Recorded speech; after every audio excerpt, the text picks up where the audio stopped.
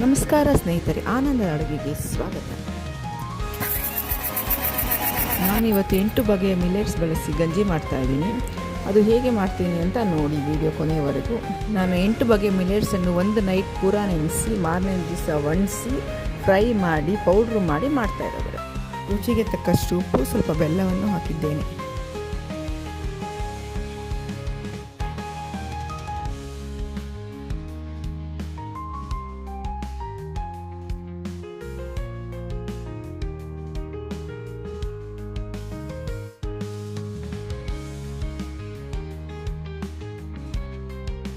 Millets ಗಂಜಿ ರೆಡಿಯಾಗಿದೆ.